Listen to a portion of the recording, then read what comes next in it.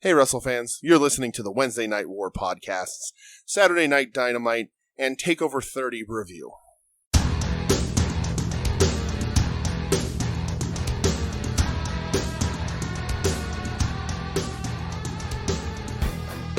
What's up, Warheads? Wednesday Night War podcast. Odd duck of an episode. Sure will be. AEW Dynamite and NXT Takeover, Triple X, the return of Vin Diesel. I wish too. I'm DJ. I'm here with Brett. What up? How are you? I'm good. We just watched a lot of wrestling. We did. Because basketball pushed it back. And it's almost Sunday. It is. That is true. In, less than a minute. That shit. Right. So, lots to talk about. Not a ton of news. No, because we just recorded Thursday, which, right. If you haven't heard it, you should go listen to that. Yeah, go listen to that one first. Obviously, you're not going to get this because we're going to do our picks. Stop what you're doing right now. Because I'm about to ruin. I knew that was fucking coming. An image and a style that you're used to. So, we're going to pick our match of the week and stuff like we normally do in the regular show after we talk about Dynamite. Then we're going to do Takeover. We'll probably fly through it and fill it with all kinds of bullshit like we normally do. That being said, no real news. If anything, we can roll that into next week's show, which will be back on regular Thursday with both shows. Well, Dynamite's on Thursday, but we can watch it and record right after. Yeah. But anyway, AEW Dynamite.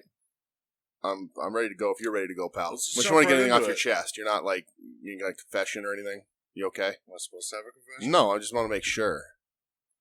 I want to make sure everything's clear and everything's off your chest so we can talk about wrestling without any sort of distractions. Right I don't know. I'm just making sure you're okay. Look at you. You look. Am I not okay? I don't know. You tell me. That's what I was asking, buddy. I'm a little tired. I'm concerned about you. I'm a little tired. All right. But, well, we were fig hunting this morning. Yeah. Yes. All right. Yeah, let's do it. Dynamite. So we're going to jump right into it because they jumped right Saturday into it. Night Dynamite. Which didn't start at 6:05, which is fucking bullshit. Well, Jimmy Butler didn't put enough buckets up. And there you have to go and break my heart. Sorry. All right. I mean, they won. Again, break my heart. All right. First match, there's no entrances. FTR no versus Private whatsoever. Party. Yeah. This goes about 13 minutes. FTR Oh, it's only 13 minutes? Yeah. Man, it felt longer. FTR got the win. Main thing I saw was Tully Blanchard out of ringside with them now. Titty Blanchard. Well, yes, Titty Blanchard. That jacket, he was wearing an FTR jacket, and it had Tully on the front, but the font made it look like it said Titty Blanchard. It definitely did look like Titty. It did.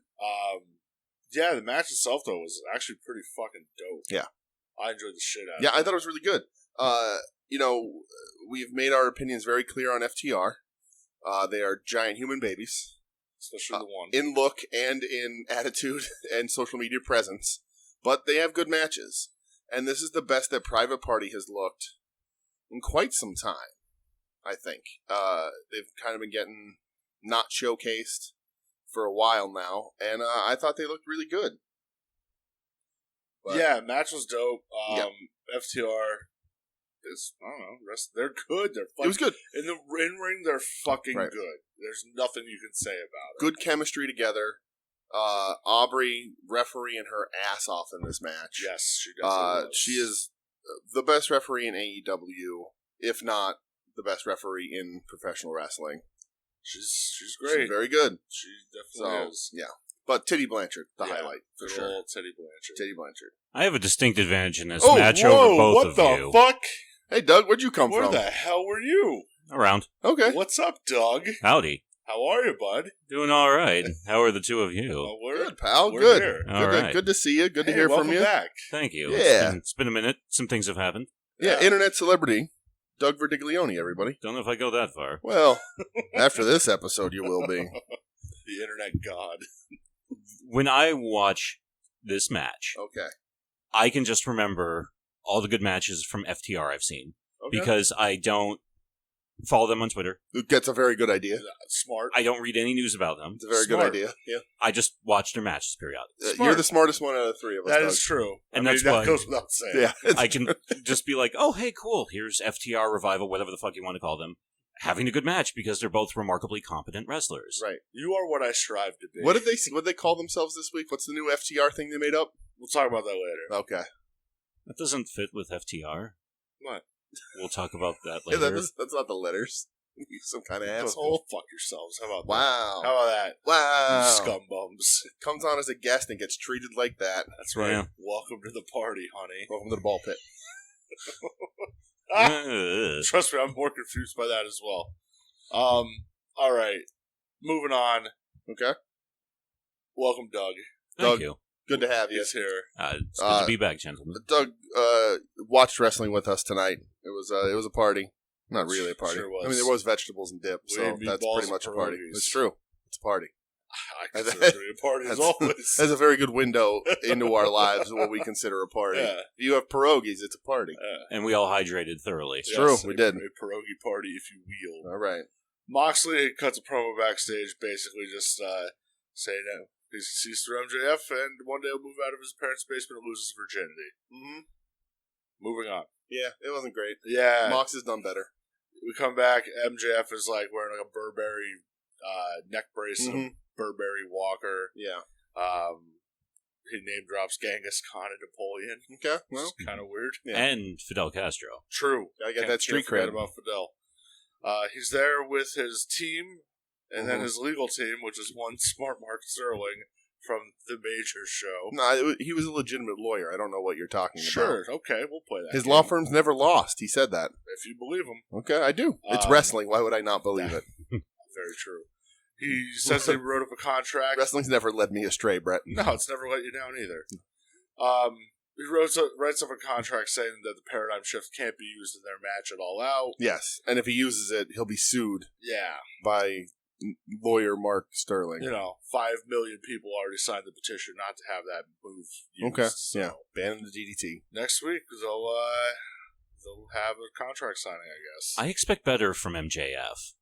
He hasn't been doing great with this. It's been off. I The don't whole, like it. weird, quasi-political fucking thing that he's been doing, Mhm. I just don't care. It's really odd.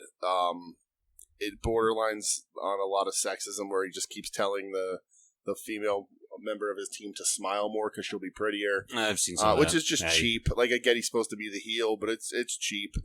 And yeah, he hasn't. I'm not sold on this gimmick.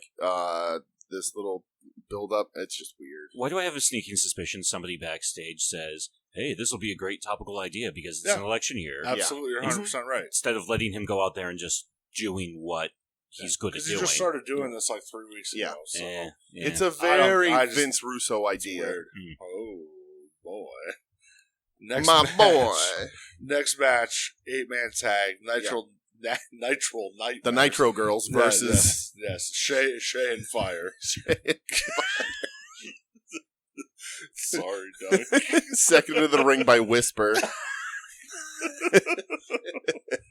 Wasn't expecting that. Was there one named Tiger or Tigress? Tiger, something Yeah, like that. All right, I can't Yeah. name them all, even though we No. just watched Ready to Rumble Yeah. last weekend. Well, Natural Nightmares and the Jurassic Express going up against the Lucha Brothers and the Blade and Big fucking Butch. listen, I don't want to sound like I'm shitting on this match because we're going to talk about this match, and I'm certainly not shitting on it.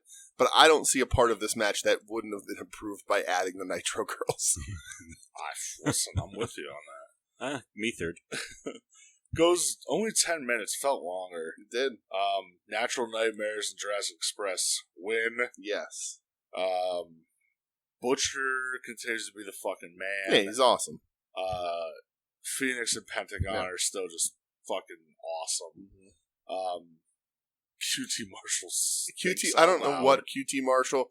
The man Gravity remembers QT Marshall. I don't. The man with the lead in his Yeah. ass. QT I don't know Marshall. why he does the things he tries to do, because they don't work. But I mean, Big Butch hit a Shining Wizard. He sure did. So, I almost popped off the fucking couch when that happened. right, and to just to keep consistent, plus 3.5 stars because it was a roll up finish. That's very The Duke true. scale trademark. Watching QT Marshall, Yeah. and I don't see a lot of him because I don't watch a ton of wrestling right now just Sure. because of work and a lot of things Yeah. I got going Well, on. and you don't get YouTube so you don't get to see his matches. Yeah. He's an AEW Dark exclusive star. Well, I swear to God, the man had. Don't get YouTube. Can I get that on my I'm not subscribed. Can I get that on my electronic typewriter? Yeah. They don't have YouTube on the ColecoVision yet, so you don't get it.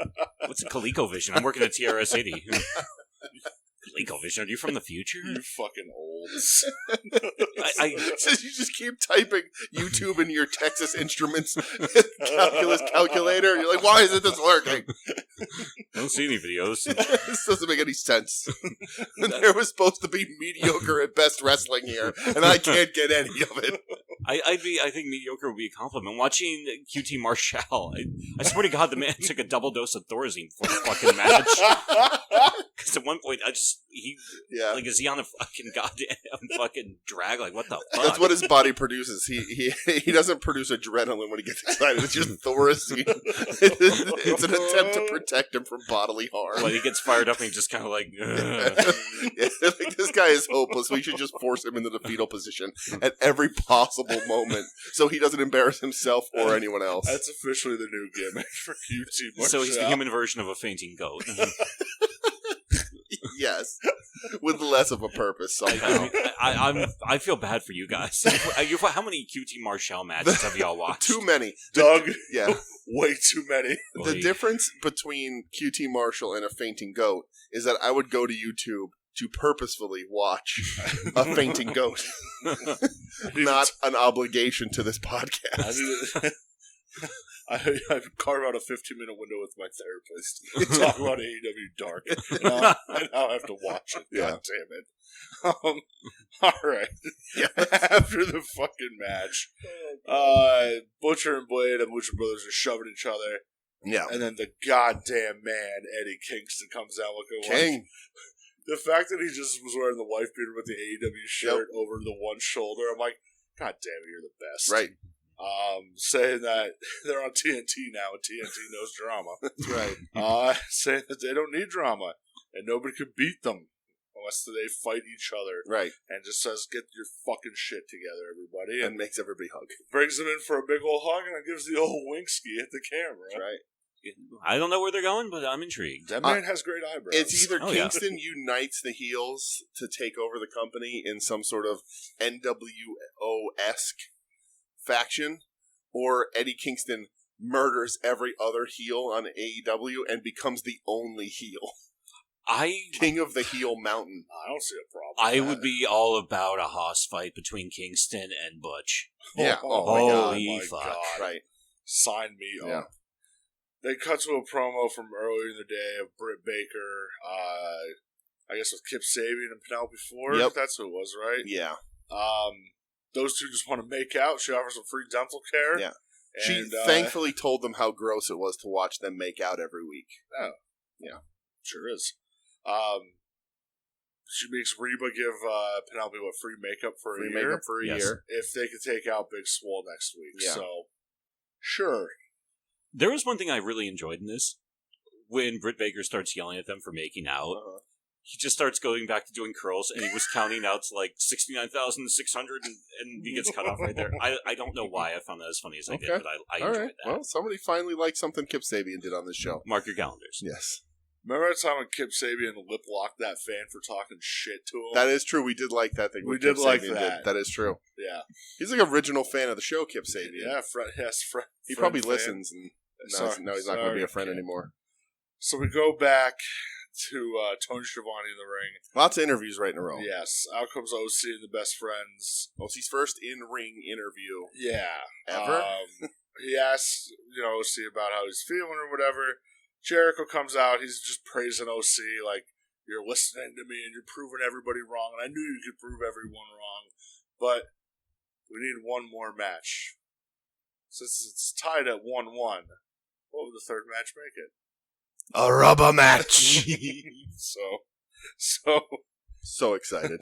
They agree because Orange Cassidy. I literally have waited months to be able to call another rubber match. So rubber Orange match. Cassidy likes orange juice.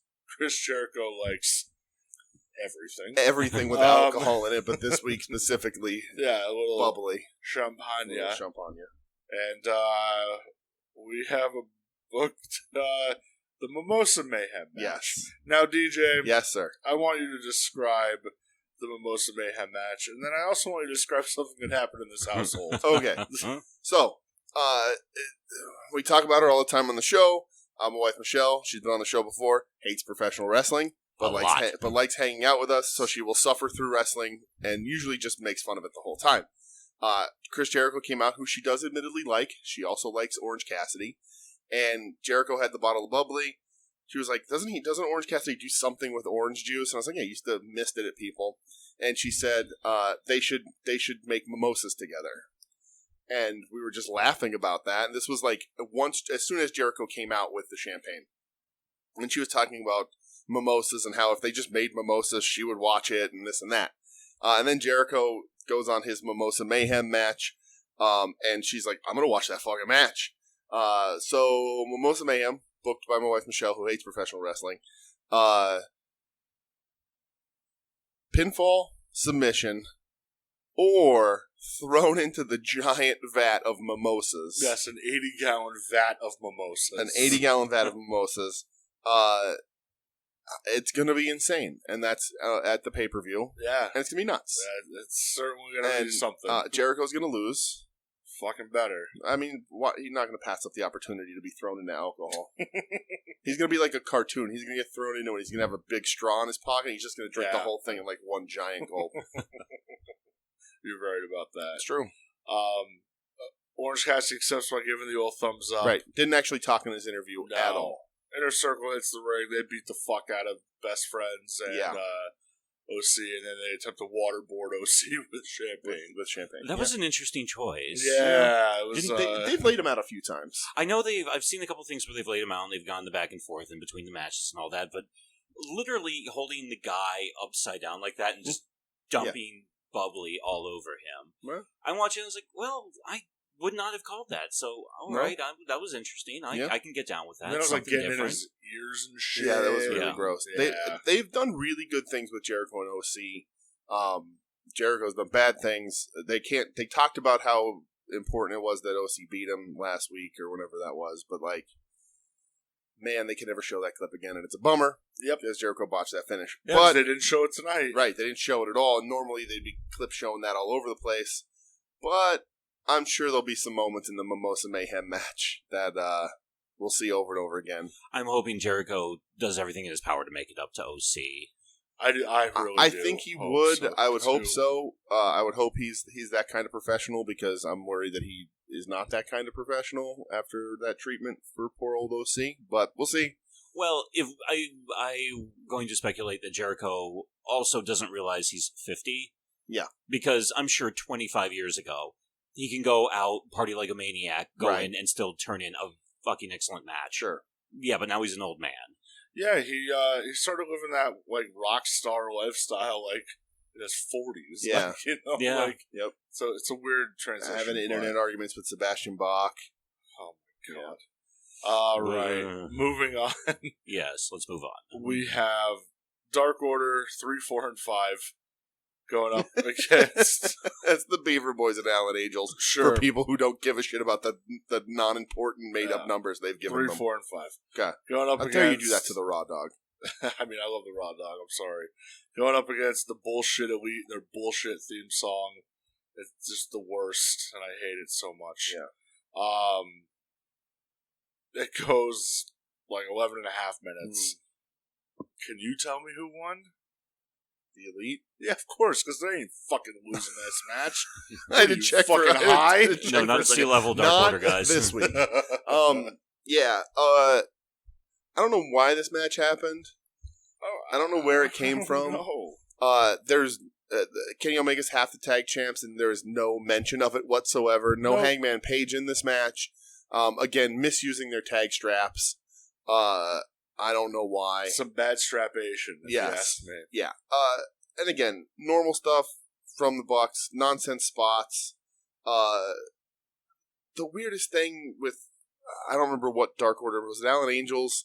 Like, the Young Bucks were standing up, and there was a space in between them. Yep. And El Angel's climbed the top rope, and the Bucks aren't selling. They aren't dazed. They're looking at him. Yeah, it's just standing and he around and wait. moonsaults off the top anyway, like it's going to do something, right into the middle of him to get super kicked. It doesn't make any sense. It's a nonsense spot.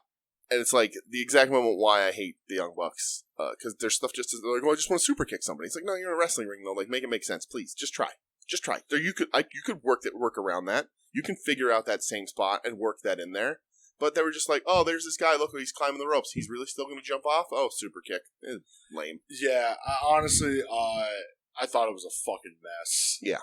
Like, I just a lot of just stand around and wait, and I just don't fucking like wrestling like that. No, this was not my cup of tea either, especially since a lot of it was, okay, well, I'm going to do this spot and change to this and this and this. And at a certain point, it makes you numb. Yeah. You stop caring. We should put out like a casting call for someone to come guest on the show who likes the Young Bucks so that we can like hear their opinion, then drown them out for being wrong. Wow. That's not true. I think I know a guy in New Jersey. Yeah? Yeah. I wouldn't treat anybody that way for real, but like, we just shit on the Young Bucks every time. I mean, so people like them, they like them. That's their bag. I mean, I've said 100 This is times. our If you like goddamn them, do your podcast, fucking thing. Yeah. But this is not my thing. Also, another thing to note, like Omega's shoulder was cupped to shit. Well, yeah, like real deep cupping. Like, yeah. Oh, I hope that's not bothering. He's gonna look like a California raisin if he keeps doing it. Seriously, purple all over. After the match, Omega does the whole teasing like he's snapping again, and goes to powerbomb the one dude from the Dark Order on like an open steel chair. Yeah, the Bucks stop him, So, but it's starting to lose its effect. Like, yeah, I mean, it doesn't really work for me. Getting teased now for like over a month that he's slowly going off the deep end, but then like last week, it's like. He just ran out to save, like, the Rock and Roll Express. He didn't fucking do anything. No, and it's been months they've been teasing him and Hangman breaking up. Should have done with the best friends, and now they're not even associating anymore. And they're tag champs. It makes no sense. It kills me. Those straps should be on a tag team that wrestles every week, that looks good, and you can do this gimmick outside of that. I say it every time. You don't need the straps on them. They're not being focused on. What's the point? It's fucking true. I mean, slow burns are good, but this one feels like it's... little too slow. Slow burns still have a direction. This is directionless. It's from week to week. It's stop-start. Like, and it loses my fucking interest. And, like, the main thing they should be getting out of this is Hangman could be a single star.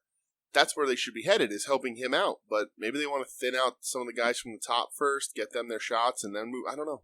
I don't get it. I have no idea. We go to the back. They announced next week on Dynamite, which is next Thursday night. Yes. There's going to be a gauntlet match for the number one contenders for the tag titles at the pay-per-view All Out. Yes. So it's going to involve FTR, Best Friends.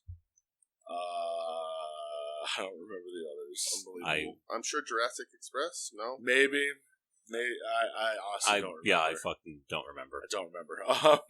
Because they go backstage and Titty Blanchard is standing with Giant Fat Baby and the other guy whose name sucks. Yeah. They're sipping on some beer skis. Hangman comes in and is like, hey, dickhead, why'd you beat up old guys last week and fake a knee injury? You're a fucking asshole. And he's like, that was a direct quote. Yeah, paraphrase. Sorry. I'm surprised you guys could hear anything because everybody in this segment was just yelling over everyone else. So I'm like, I can't hear anything. And Giant Fat Baby's like, oh, I needed to gain your trust. And I need to know that I could trust you. And, let's just celebrate with some beers. And when they end the promo, Toy just says, fear the revelation. There you go. So, sure, whatever the fuck that, I don't know. I'm going to come up with other names they can use. I'm going to email them to them. A spitball one right now. Oh my god, that's a terrible idea. Spitball one, Doug. For the real? I hate you so fucking much right now. I was going to say a joke. Oh my god. I don't think any listeners get That's a joke that I get. Yeah. If any listeners get that joke, please be sure to email WednesdayNightWarPodcast@gmail.com. That's not our email, so that's perfect. Yeah, please email it there because I don't want to read it. I actually have that email address. That's Doug's personal Wednesday Night War email address from now on. Actually, pardon me. He's siphoning all our emails. I misspoke. It's Wednesday Night More Podcast at hotmail.com to go with my personal and business emails. Oh Oh my god. All right. Personally keeping Hotmail alive since 1993. Do you still use Hotbot as your main search engine, Doug? Yeah. All right, good. Next match, Darby Allin going up against Will Hobbs. Oh, poor Will Hobbs. Listen, I love Darby. Yeah. Will Hobbs is fucking awesome. Mm-hmm. For a match that goes 3 minutes, it was fucking fun. Yeah. It was great. Right. Darby's just still an absolute lunatic. They bumping like a madman for the offense they give Hobbs every time. Will Hobbs, like, you give him a guy like Darby, and Will Hobbs just looks like an Toss him absolute around. monster. Yeah. But yeah, Darby gets the win, which, fine. Whatever. After the match, that meatball Taz stands up and starts talking shit to Darby. He looks like a potato, not a meatball. And he's like, "Oh, a new member of Team Taz." Excuse me? What do you call it? I don't know what you call it. Taz's Maniacs. Thank you, Doug. Thank you. All right, I'm Thank sorry. Whatever. Get it right. Taz's Sorry. Maniacs. I'm gonna call it Taz's Dojo or whatever the fuck it was. What's that? No. Wasn't that the Team Taz Dojo or Oh, whatever? I don't know. I don't know. It's fucking late. He doesn't have curly hair. I don't want anything to do with him. Wow. All right. Out comes, he's like, "Oh, new member of Team Taz," and it's fucking, his name's Darby, but he's big. Mm-hmm. And out comes Ricky Starks dressed as Darby. With emo written on his emo throat. written on What's his this throat. shit? Yeah. Yeah, he does like a weird parody of Darby, Mhm. and then Brian Cage gets in the ring and beats the shit out of him. And Yeah. I don't know. I just don't give a I'm not, fuck. I'm not sold on Starks. It's not that it's bad. I'm just not sold. He didn't even have the balls to do the coffin drop from up top. That's true. Well- And Taz tried to get it over. Taz did say he's so badass that he did it from the middle rope. Yeah. No, that's What? that's not how that works, Taz. Yeah. This entire thing is only Taz being bitchy because he's reminded that he's 4'9". Let's say because- Taz thinks that's high because he's shorter than the second rope. yeah. So, yeah. Yeah, this is a thing that's still happening. So That's fine. I mean, I love Darby, so we'll see what happens there. yeah, we go picture in picture. Guevarra's doing his signs. All of a sudden, his signs start changing into like red, and Matt Hardy talk Yes. and saying Sammy will be deleted. And Matt Hardy proceeds to beat the shit out of him with a chair. All in picture in picture, so you don't see fucking. You don't see anything. You don't hear it. Nothing. That's you know? how important this is. Yeah, absolutely. The funniest thing is that before Matt Hardy took over Sammy's sign, Sammy said, I want to apologize to Matt Hardy. And he said, I'm sorry that Matt Hardy doesn't know how to catch a chair. So, Good for him. hilarious. Yeah, Hardy beats the shit out of him. Yeah, and his Throws him off the bloody gimmick stage shirt. through a table. And, yeah. I don't know. It made me so happy when you go, "Oh, fuck, I just saw Matt Hardy walk." Yeah, I was going to say, do you think you boy. could beat Matt Hardy in a foot race? Me? Yeah. Well, my hips are actually pretty bad too, so it would just... All right. Actually, yeah, a foot race between myself and Matt Hardy would be the saddest thing I Okay. could think of right now. What about, would I you think enter a like- three-legged race competition with Matt Hardy? No, because between the two of us, we have like 1 3/4 legs. Okay. All right. That works. And don't forget, and then I think right after that, didn't they say Tony Khan just notified us and announced that there's going to be a tables match Yes, between Guevara yes. and... Yeah, on next week's Dynamite. There we are. Yeah. Yeah. Part of me, We're 2 Dynamites away from the pay-per-view, right? yes. Yeah. Part of me was like, "Where's the Inner Circle to help Sammy?" Oh, good Like, point. Where were they? They're not. This company's not big on the friends helping friends or No. faces coming to help faces. They don't really do that a ton.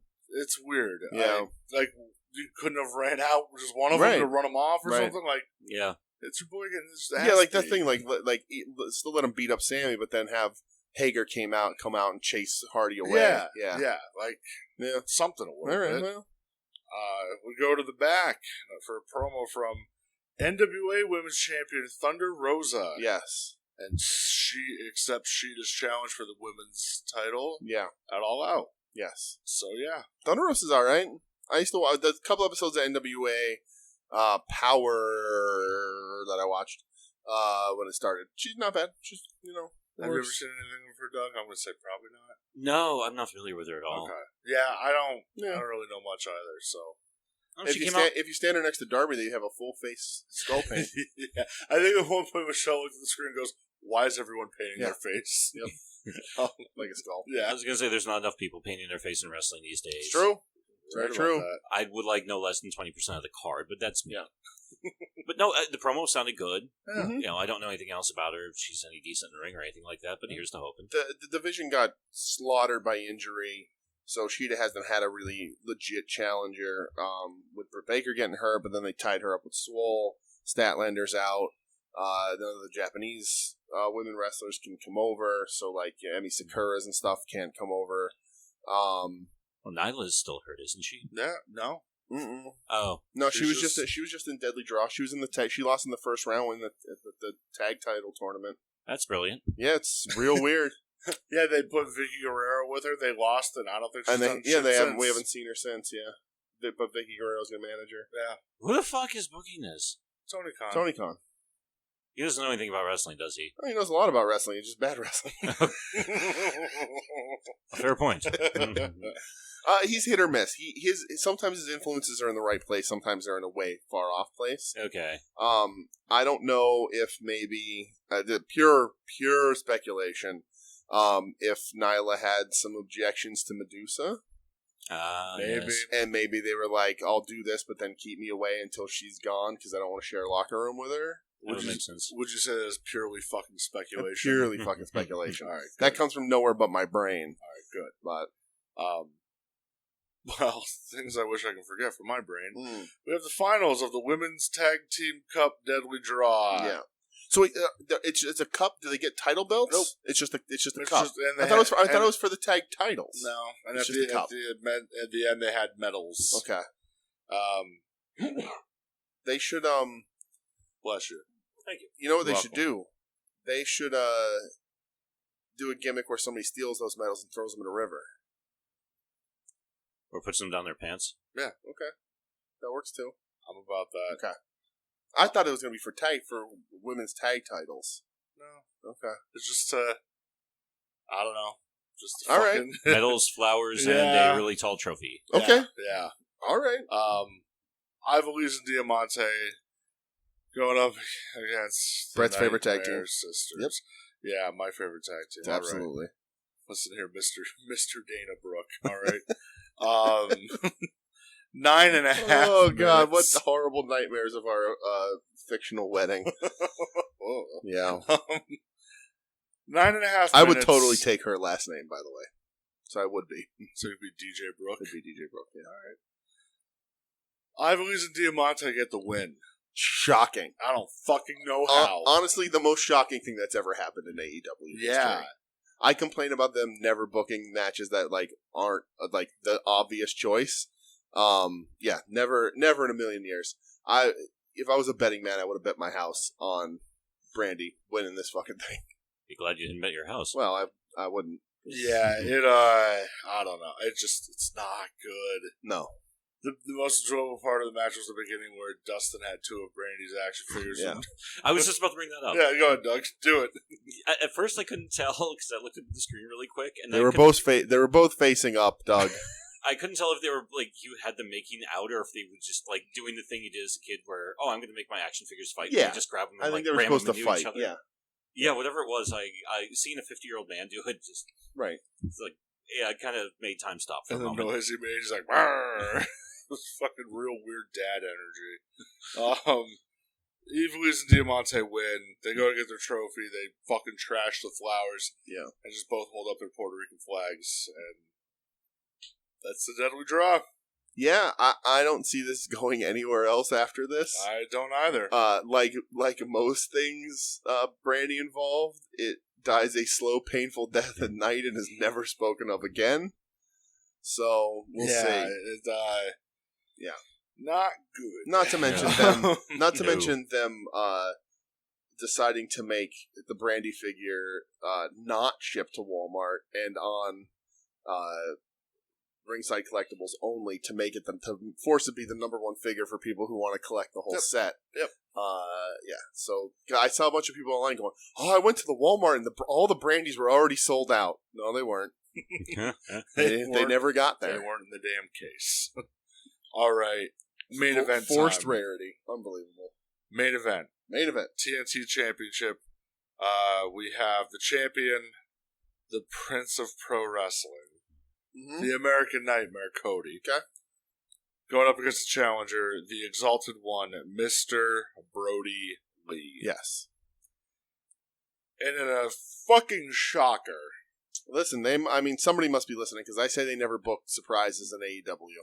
this went like barely over 3 minutes. Yeah. We have a new champ, We do. Mr. Brody Lee. He beat the shit out of Cody. He whooped that ass. So, yeah. question, and I'm going to bring this up. I think it's pretty widely known. We haven't really talked about it, though. Doug may not know this. There were spoilers for this show last week. Okay. Because this was recorded. And Jericho went on a rant and said, like, it was some WWF NXT cast-off who they brought in who was reporting all the stuff back to WWE or spoiling it on the internet. And there were some things that happened in this match that did not happen from what we just watched. Okay.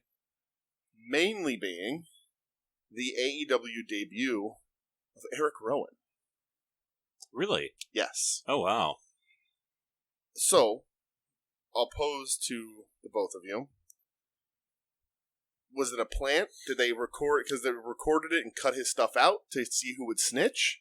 Did they decide after the snitch to delete it anyway, because it wasn't that important to the match? He apparently jumps Cody and helps Brody win. Huh. Oh man, that's a good question. Because Rowan's been doing the interview rounds this week. Yeah. And he hasn't mentioned AEW, because why would he? Of course. Just saying very nice things about the WWE and how much he wanted that spider in a cage thing to pay off. I almost look at it at this slant too, though. Like maybe they were just feeding out fake spoilers. Yeah, that know? could be. Which smart if they Yeah. do that, you know. Mhm. But I don't know because I know Jericho. Like you said, he's like, yeah, that piece of shit NXT reject. And the thing, like, fake spoilers thing, like, why you use Rowan then? Like, that's weird. Get people talking, I guess. you know. Get people speculating. But, like, also, this match being 3 minutes long is odd. So, like, with Rowan interference and stuff, it'd probably add a few minutes to a match that they probably should have. It's main event. Yeah. I mean, it definitely. I don't know one way or the other. Made Brody look like an absolute fucking monster. It's better. It's definitely better this way. Brody just beat the shit out of Cody. And yeah, I mean, it was, what it was. Well, it's also the question of just how weird into the cloak and dagger nonsense is Right. AEW going. Yeah. I hope it's not too much because, as it's been talked about before, they're trying to say, oh, it's not a competition, we're not at war, we're blah, blah, blah. Tell me about it. Yeah, obviously. Starting a podcast called The Wednesday Night War when they're very lukewarm on the war part of it. Great. Well, you can't have it both ways. It's true. But on the same account, I tend to wonder how much of this were there fake spoilers that they leaked out. Did they actually record a completely different match where Cody won? Yeah.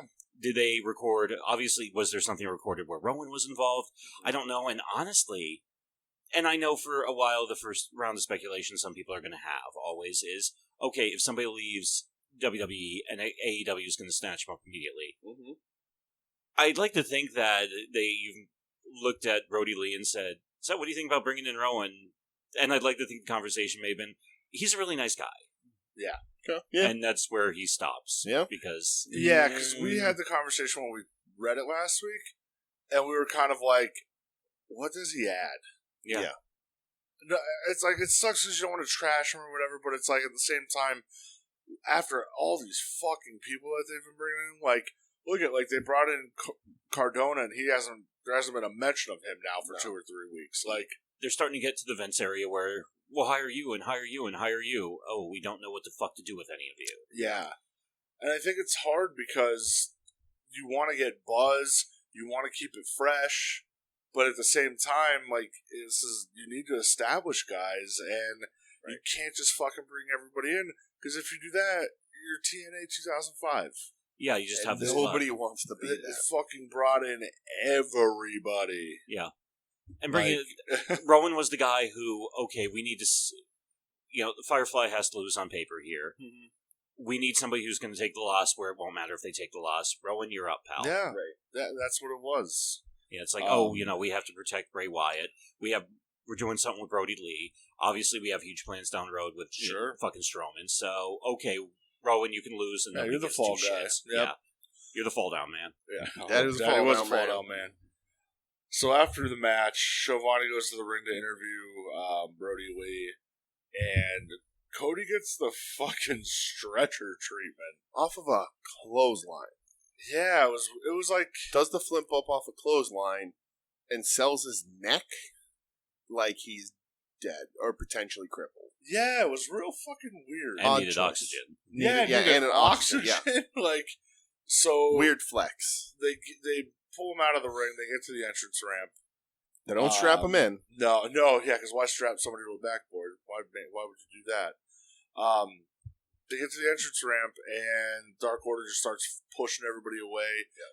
They beat the fuck out of Arn. Yeah. Doug, you enjoyed that, huh? Yeah, why not? Arn got a couple shots in. No, yeah. he went down swinging. Yeah, they drag Dustin and QT out of the back. Yep. They're all beat up. Yeah. They start kicking the shit out of Cody again. Mm-hmm. Brandy shows up, covers Cody up, and then Anna Jay shows up and just chokes her the fuck out. Yep. And Dark Order fucking stands tall. The most interesting they've been ever, I think. Yeah, Brody and bashed Cody over the head Right. and then emptied the bag, and it was the old TNT title all smashed to pieces. Yeah. Fuck yeah, Brody Lee. So, super excited. Question, maybe more so for you, Brett. Doug, I don't know how much you watch AEW on the regular. Okay. Does this match, and granted it's just a weekly show, it's not a pay-per-view, felt weird because it was on a Saturday, but it's just their regular Dynamite. But this match, main eventing, Cody losing, all the hullabaloo afterwards, does this make the TNT title seem more important than their main title that we haven't seen defended since the last pay-per-view? Mox just talks. He doesn't wrestle. The champion isn't out here having title matches and winning easy ones or having non-title matches or any of that. So I think you can approach it a few ways. Okay. You don't want to just have world title matches for the sake of world title matches. Okay. You want to save it for pay-per-views. You want it to make it feel big. Yeah. The TNT title, it's basically the WCW television title. Like that's Right. Like, I know it's their secondary. Yeah. But it's Cody set that precedent of I'm going to defend it every week. Yeah. So you already have that kind of in there, you know. Yeah. Do I think Brody winning makes it more important? Not Brody winning. All of the stuff around it, all of the storyline around it now. You know, beating up the whole family, all the stuff at the end of this thing. Like, I get you don't want to just have world title matches for world title matches, but also your champion is wrestling once every 5-6 weeks now. Well, no, because Moxley had that match with Darby, and the week before that he had that tag match with Darby and he starts Cage. So he's wrestling, you know, like. But it's one of those like make the champ feel special, you know. Like I'm fine with him running out and beating the shit out of MJF, and then like cutting a promo. Like I personally I'm okay with that. Okay, I you know it's that whole debate of do you want to overexpose somebody, and I think it's important to have him on TV every week. Yeah, but he doesn't need to be wrestling every week. Where Cody is again, they put that preconceived notion of. This is going to be defended every week. Mm-hmm. Like, I'm the fighting champion because he's trying to be the good guy. Like, every company goes through that. I remember, like, when Cena was doing that with the U.S. Open title challenge every week, you know? Like, so, I get that. Okay. This is only the second time I've cared about the TNT title. Yes. First time was his match with Eddie Kingston. Right. Because that's the only TNT title match that I actually enjoyed. The rest were just kind of like, meh, to me. Like, it was just like, I know what the outcome is, so why the fuck do I care? Eddie Kingston was the only one to be able to make me be like, oh, wait, no, Cody could actually lose this thing to a guy who isn't signed yet, necessarily. There's two things I take away from this. Number one, and this is just me growing up with the wrestling I grew up on, the secondary title is your workhorse title, which I'm fine with that. But knowing how erratic AEW can be, who the fuck knows what they're going to do with this down the road. It's nice that they have it on a workhorse now. Yeah. But the other problem is, too, by immediately doing all this where Dark Order kicks the shit out of all associated parties, it's no longer about the AEW title. Now, because the next time we hear from Cody Rhodes, he's going to come out and he's going to get a promo of, you went after Arn, you went after my friends, you went after my wife. This is, you made this personal. It's not about the title anymore. Okay. Yeah. That's my take. No, I can see that for sure. How do you feel about it? So, I agree with you guys. I don't necessarily disagree with you guys, I guess, but like, it's a mid-card title, it's a secondary title that, because of Cody's ego, main events every week, has the most in-depth angles. Like, I think the fact that this is going on while an angle with MJF isn't really reaching, I think, the potential it could, makes it seem a little weird. Cody's self-importance makes this title seem bigger because he's the one who holds it, and that's weird to me. I think it's just a Cody thing. And like, it's a secondary title. It's your B-show title. It's, it's upper mid-card kind of thing. It's a Tito Santana title. Right. So, like, and I mean, throughout my history of a wrestling fan, I will always pick a secondary title over a main title. I'm an Intercontinental guy before a world title guy. It just is what it is. It's, the more fun stuff. The guys I like always hold that more. But I worry that Cody's ego moves this to the main event now, and Moxley stays lower mid-card cutting promos until a pay-per-view. I hope that's not what they do, but... Yeah, I mean, I can see what you're saying, but, I just think it's quick reaction, you know what I mean? Is wrestling got to let it play out a little bit, I guess if it was a better program between Mox and MJF, like, sure. if that was hitting a little harder, it wouldn't matter. Sure.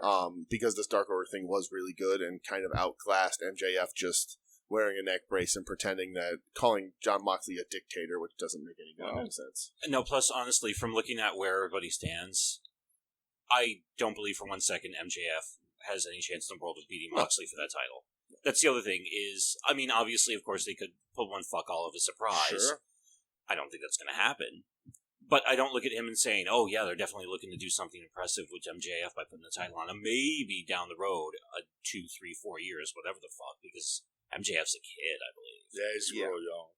Yeah, but right now, no, they're still... I mean, Mox has been carrying it for about 6 months now, I think.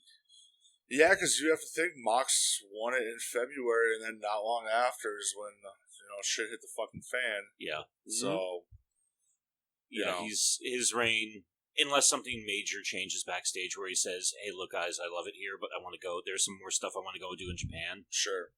Yeah. Other than that, I don't see any reason in the world that this program would lead to anything other than this is just a guy for Mox to fuck around with for the short term. Yeah, right. I'm with you on that. All right. Good talk. Thanks, guys. All right, well, that was the end of Dynamite. That was it. We got to make our picks real quick so we don't bore Doug to death and we got a lot more wrestling to talk about.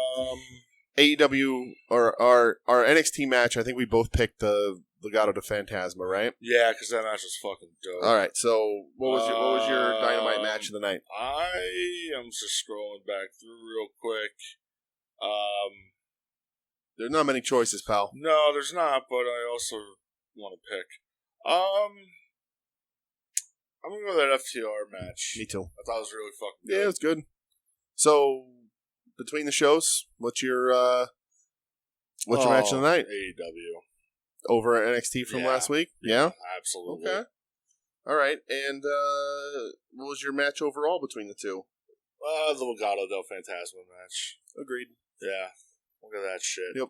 Hitting on every cylinder. There we go. That FTR was good. Yeah. I fucking loved Definitely it. was. I thought it was really good. All right. All right. I'm going to do ratings because 2 different nights, it doesn't really matter. All right. So let's get into some shit here. Yeah.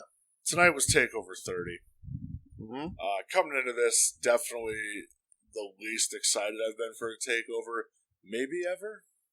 Yeah, this has been a very lackluster. Yeah, there's just a lot of shit on it that I don't give a fuck about. As I mentioned to both of you earlier, and some of you were also in this position, I didn't realize this was SummerSlam weekend until Friday at about 6:30 or so when I heard it on a podcast. No idea. On At Odds with Wrestling, podcast. So was SummerSlam, is this the original scheduled time for SummerSlam? Yeah. It's like the third Sunday in August, I think. Yeah, they moved it to that about a decade ago, I think. If they had done it on a boat like they had teased, then you would know about it, but I want wrestling on a boat right goddamn now. I mean, they did the Jericho thing. That doesn't count. That's Jericho's Coke Cruise. WWE WWE had talked about, floated the idea, if you will, of doing SummerSlam on a boat. Holy shit! Mm-hmm. I don't even want it on a boat. I want it on a barge. Okay. I want it in the middle of a pool. I want to watch Vince convince somebody to take a bump by just jumping overboard. Yeah. And then Vince demonstrating it himself, and then being lost at sea.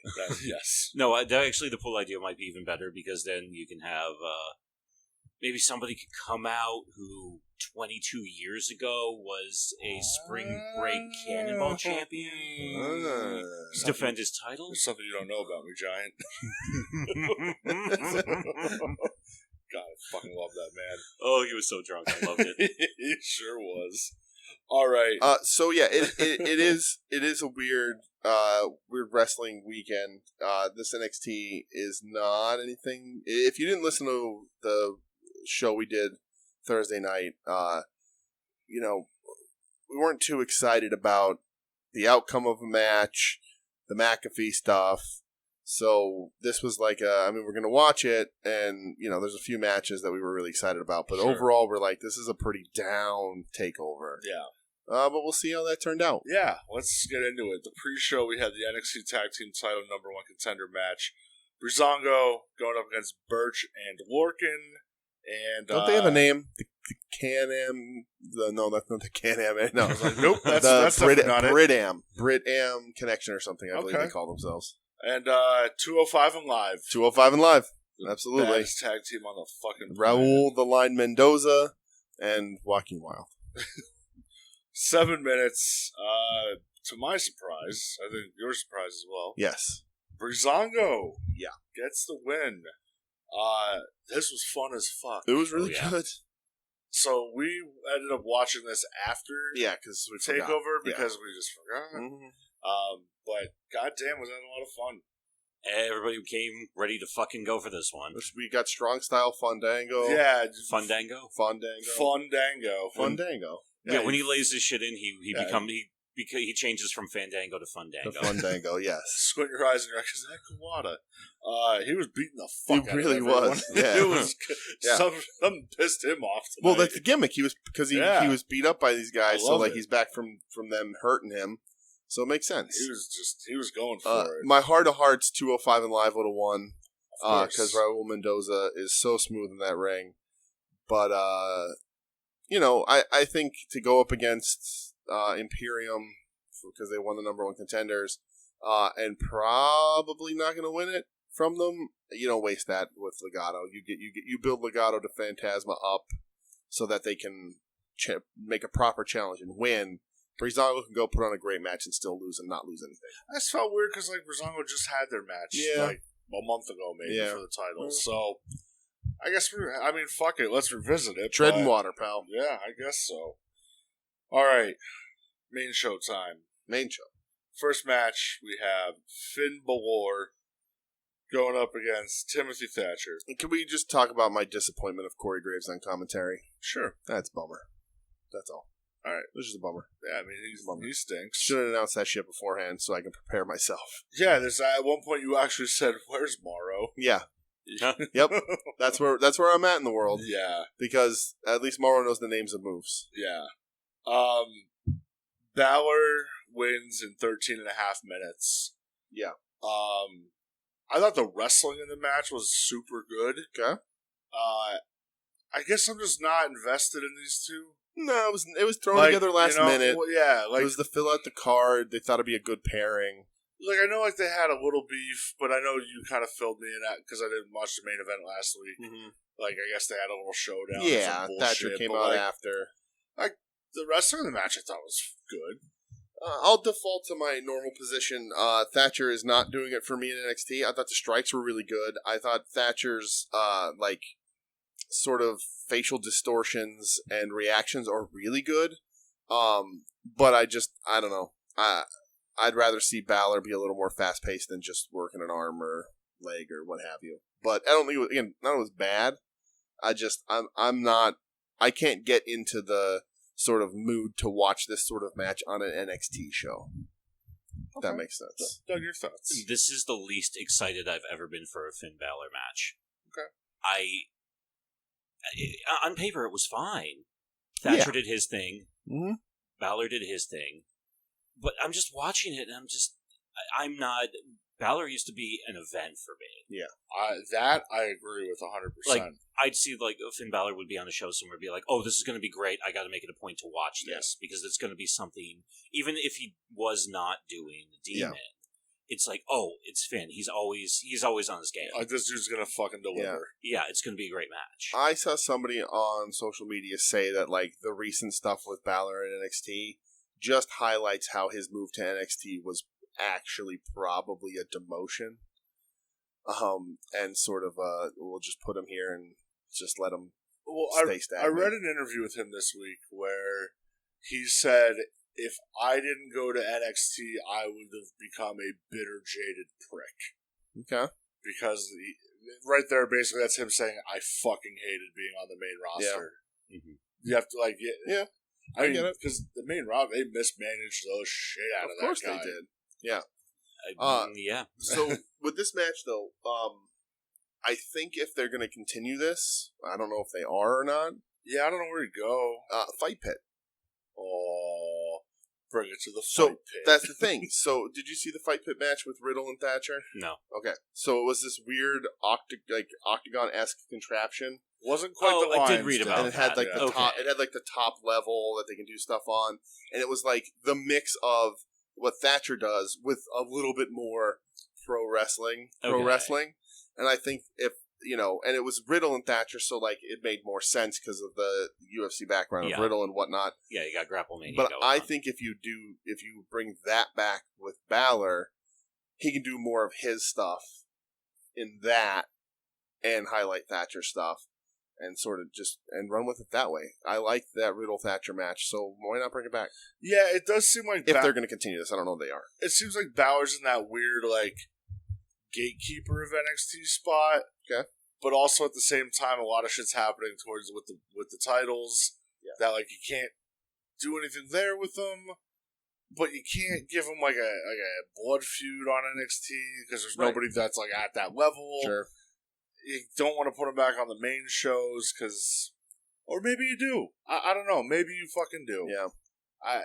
Because I don't know what's left for him here now.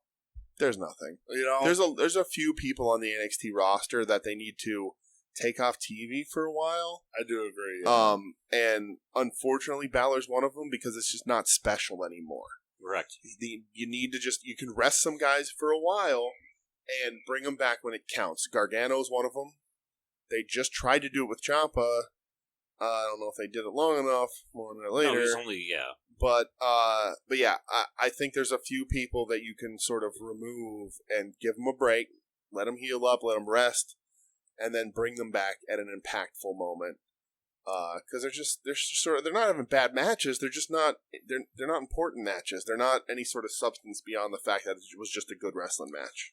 I think another thing that has to do with like guys would normally be willing to like take that break. Right. There's no travel right now. That's true. So maybe guys are you're sleeping in your own bed every night. Right. And that's true. But like if it's helping your body that's for sure. Yeah. If no spoilers, whoever is the world champ after tonight, they go through a couple people, have a couple defenses, and say, I'm either one, Keith Lee or Karrion Kross, like I've beaten a bunch of people here. I'm dominating NXT, and maybe Finn's gone off TV for a bit. We haven't seen him, and not you don't make a big deal of it. You just give him a big win or something, have him go away, and then have whoever the champ is be like, I've beaten everybody. There's no real competition here. I don't know what I'm going to do. Like, I'm champ, and there's nobody really to step to me. And then, and then Finn comes out, and it's a huge pop. That was a good. Thank you. Good impression. and then it's huge and it's important. Yeah. Do it that way. It gets him back in the main picture. Doesn't necessarily work for someone like Gargano because he's a little bit more in a spiral. But I just you can cycle people in and out. But your point of nobody's traveling, so nobody's burned out. You're just gonna go home and watch your friends wrestle while you're sitting on your couch an hour away from where all your friends are. That could be a little weird. Yeah. All right, next match.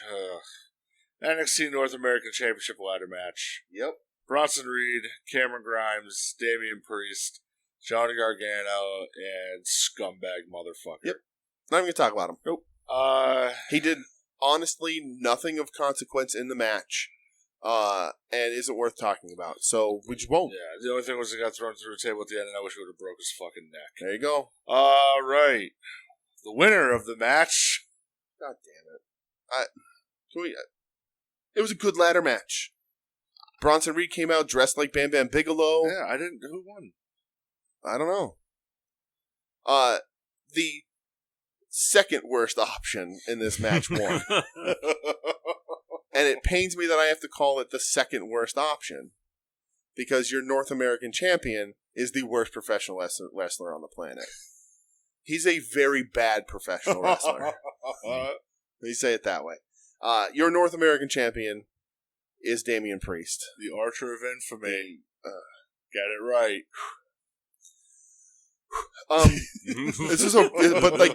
This ladder match was a lot of fun, I thought. You know, there was a lot of fun stuff. Bronson Reed looked good. Candice climbed on his back and jumped, and he jumped off the ladder, and she didn't die, which is nice.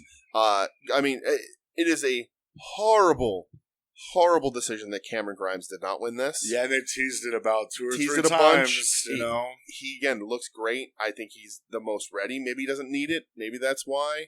God, does Damian Priest suck? But it was a fun ladder match. Even stuff that Priest did, like there was some fun stuff in there. But there was also some stuff where you look at him and you're like, yeah, you're just a bad wrestler. You're just bad at stuff. But yeah, I liked it until the end. But at least the pedo didn't win. Doug, your thoughts, sir?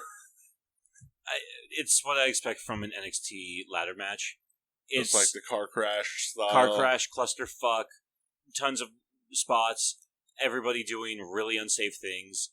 Probably months and maybe years being shaved off a few people's careers, i.e. Cameron Grimes and that goddamn fucking... Oh god, what was that? That flip into a power slam? Or power Yeah, bomb. it was like a sunset bomb kind of thing. Gargano gave him what was like, we'll just hit you with half the ladder. Turned a little bit to the side, too much to the side. And there was a couple of things that irked me. Mm-hmm. The main thing being how they were acting like swinging the North American title back and forth and getting hit with it was like being hit with like a cinder block on a chain.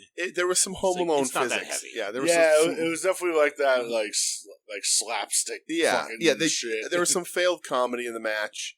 It's very much the Home Alone physics where they with the paint cans when they duck it the first time, and then it comes back around and hits them in the back of the head, and they still fall down. It's like, no, it's not going to work that way. But I like Cameron Grimes. Cameron Grimes good. Yeah, he's a little too comedy right now. I think too. That's why I didn't think he was going to be winning that strap. Okay.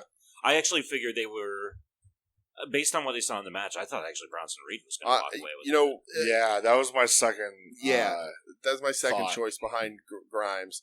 Go back a few months. Not big on Thick Boy either of us. No, not at all. And he's done a good job. They've done a good job.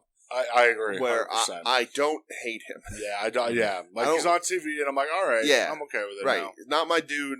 Probably never going to be my dude, but in certain situations, I'll definitely root for him. And I thought at times when he did this, I was like, this could really work. So yeah, I'm with you. And overall, this match just reminded me how just I fucking loved him. I'm not going to say his name, but you know who I mean. How much I fucking loved him. Yeah, and I can't. Same. I as soon as the match started, I was like, I'm going to go have a smoke. Yep. Yeah. And it bummed me out. It blows my fucking mind that scumbag. Yeah. Is so also featured so prominently. Right. So I guess post show. Trips did an interview again, like a phone something or other, and was asked about it, and he said, like, I've said all I'm going to say about it. There's no use talking about it anymore, which is a goddamn disappointment. People need to keep the pedal down on these assholes. You need to keep their fucking asses to the fire. Get more news stations picking it up, doing all that stuff. Like, got to, because what a fucking. I mean, I'm never going to talk about him on the show again, unless his name won't be mentioned. Unless there is definitive proof that it's all bullshit, and you're going to have to do a lot of proving for that. So yeah, this ain't Vince walking into a police station with a briefcase and walking out saying, "Let's go, Snuka." Right. All right. I don't care how many crash pad bumps 74-year-old Vince McMahon takes. It is a wild sight, though. Yeah. That was fucking crazy. All right. Next match. Adam Cole, Pat McAfee. I believe it's pronounced McAfee. It's pronounced, coming into this, if you've been listening for the last couple weeks, I fucking hate this. Yeah. Not interested. I don't give a fuck about this. A huge bummer. Doesn't have a place on NXT. Feels out of place. And you take a guy who was your longest reigning champion and put him in a program with a football player who's good at what he did, but not a megastar, like we talked about last week. Yeah. Not a Lawrence Taylor, not a Karl Malone, not a Kevin Green. Not a Kevin Green. And so that was worrisome, and the promos were weird. No, definitely not a Mongo. No one is a Mongo. But so this went way fucking longer than I thought it would. Yeah. Adam Cole wins a little over 16 minutes. Wow. Felt like it was about 25. Yeah, that's a big match to give someone's first match. So, and we discussed this. You know, if you're going to give McAfee a match with someone in NXT, put him in there with Adam Cole. Smart. Dude's Smart been money. Wrestling. He's so crisp. Yeah. You know, that's who you're going to put him with. The match itself, McAfee was fucking he was really good. I liked it. He was really fucking good. He's an athletic motherfucker. That guy, like, there was kudos to him. Some things, I don't know how long he's been training. Some little hiccups, some little things that I was but you're going to have that. Not a wrestler, you know. But yeah, I mean, I thought it was good. I did not expect that at all. He did the Shelton Benjamin jump from the fucking canvas to the top rope. That he did. Like, yeah, dude, good for him, honestly. Yeah. Like, you know, a lot of people are saying, is this the best, like, celebrity wrestling match? I would say ever happened? I would say that he's the best. He performed the best out of, I mean, any celebrity I can think of. I can't think of any. He's better than Jay Leno. Oh, let's not go that far. He was great. So I don't know if it's the best celebrity wrestling match. I think it was the best celebrity wrestling, but like as far like actual work rates, like wrestling category, but like I don't know that I can rank it above like Mr. T or LT Bigelow. All right, like just wrestling was different than the spectacle was. This one didn't have that spectacle. So, like, you know, McAfee was way more impressive as a wrestler than I thought he would be. But, like, you know, Mr. T squaring off with Piper, that's some iconic shit. Yes, though, you know? Right. So I can't give it best ever. But McAfee was probably the best celebrity to step in a ring and wrestle. For a Pat McAfee wrestling match, it was a very good wrestling match. Yes, right. And let's be honest here, a lot of that goes to Adam Cole leading him by the hand through this match. Of course. Yeah. Other than that, it showed off his athleticism.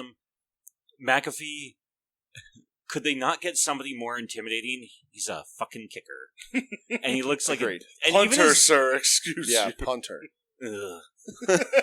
Let's be honest here. Even his gear, nobody stopped him Nobody stopped him when they were setting up a couple of weeks ago and be like, Pat, you're not wearing that out. You look like a dork. Right. So he did the Shelton Benjamin jump to the top rope. He also did the quickly pull down your T-shirt when your belly falls out. Yeah.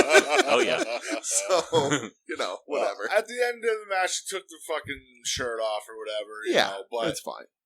Yeah, I mean, do I still stand, like, by that I don't fucking care about it? Yeah.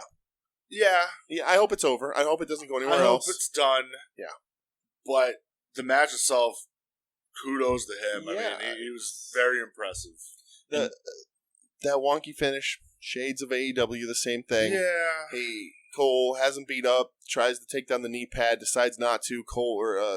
McAfee watches him do the whole thing, and then Cole climbs to the top rope to hit the Panama Sunrise, and McAfee gets up and walks towards Adam Cole, even though he watched him do all this. I'm like, why would you do that? Doesn't make sense. I think that's more of a guy inexperienced, a little confused, but knew it was the finish, and was like, oh shit, I gotta get to the finish. Yeah. So that, a little wonky, but like, that's legit my biggest complaint about this match, so. If I'm wanting to watch a celebrity wrestling match, It's gonna be Jerry only in WCW. okay, if I'm going to watch 2 celebrity wrestling matches. Also, let's not call Jerry only a celebrity. Let's be honest here. Okay. No, I'm going to go break it down with David Arquette versus Nick Gage. All right. Okay. Because, yeah, I can... Cheers to you, Doug. I can All watch a right. celebrity almost die. That's true. Okay. And a celebrity try and shoot on Nick Gage mid-match. So. I retract my stance. Yep. Doug, kudos, my friend. See, that is the greatest celebrity wrestling match of all time. But asterisks, Arquette had a run as a wrestler before. Theoretically. Not a good one, but like longer-term trained wrestler, more in-ring experience. Like, you know, for what it's worth, WCW World Champion. Like, you're also talking an 18-year layoff in between A and B. I agree. Just tiny little, not like right. not Patriot-sized asterisks on a record. But tiny little asterisks like Patriots cheat, Doug, so they get an asterisk next time. Hey, Doug, okay. Doug, I have a question for you. Yes, sir. Who's your favorite football team? Obviously, the New England Patriots. And why is that? Because they cheat. And don't give a fuck if anybody knows it either. So I swear to God, you could just walk out and you just see like a giant fat envelope handed to a referee, and you can immediately one of the Patriots would turn around, look at the fucking goddamn network television camera, and just be like, give him a thumbs up, a wink, and a smile, and they'd be like, "Yeah, we're cheating. What the fuck are you gonna do? Right? Nothing." As they're handing the money, fucking prove it, and just walk away. Yeah, but anyway, yeah, asterisks. So yeah, but I would say that Arquette. Nick Gage match much better. All right, well, I agree. Yeah, I wouldn't. I would watch McAfee Nick Gage mainly because I would watch anybody Nick Gage. Well, that's also very like, true. so you want to see a punter die? Yes, Yeah. I just want to see Nick Gage beat everyone up. Okay. Yes. All right, NXT Women's Championship match. Io Shirai defending against Dakota Kai. Match I was the most looking forward to for the night. So this went a little over 17 minutes. Okay. Good time, good length, I think. Didn't fucking feel like it. No, I liked it. Io got the win. I thought the match was very good. Yes. These two work very well together. They do. Io's fucking great. Dakota's great. She's really coming to her own. Mm-hmm. Raquel Gonzalez is a terrifying monster. Wolfpack. Yeah, NWO Wolfpack here tonight. That's right. Very happy with Big Mommy Cool. And terrifying, granted, she's intimidating. Well, that's what I mean. Like, she'd kick my fucking ass. I ain't scared. Oh, all right. Sir. There'll be a lot of beat up boners there. It's true. It's very true. All right. So, what'd you think of the match, John? I'm not gonna lie. Uh-oh. I fell asleep for Yeah, I know you match. did. Yeah, you were done. From what I did see, and I do feel bad because from what I caught, yeah, well, Io Shirai is pretty awesome. And yeah, I was never a big Tegan Nox fan. That's that'd not be Tegan good because Nox. she wasn't in the match. Fuck. Dakota Kai. I've been trying real hard not to make that mistake. And you failed. I think Supposed to do the same one add-ons. Dakota Kai, actually, yeah, that's probably. I think Yeah. I'm going to blame Joe for this one. Yes. Joe, you God get the damn point. it, That Joe. is also my default on this show, is blame Joe Sposo for everything. So, I was never a big fan of hers. Yeah. She was part of that crop of female wrestlers where, honestly, I struggled to tell them the fuck apart. When I watched the women's War Games last November, at one point I was like, who the fuck is in this match? Who the fuck are you? What the fuck is going on? No, but that was like her coming out, though. That was like her becoming a star. It didn't even click in my head. But anyway, from what I did catch, it was cool. And of course, you know, with everything that happened with the ending, which I'll let you both are both better equipped to discuss than I am. Yeah, so I just want to say, you know, no secret we love Dakota on the show. I think her last year or so has been really a turnaround. But Io is special. Oh, 100%. Io in that ring gets it. You can see that she gets it. And, like, rarely, if ever, out of place. rarely if ever a stutter step. She just knows what she's doing. She knows where to be to do it, and she does it, and it looks great.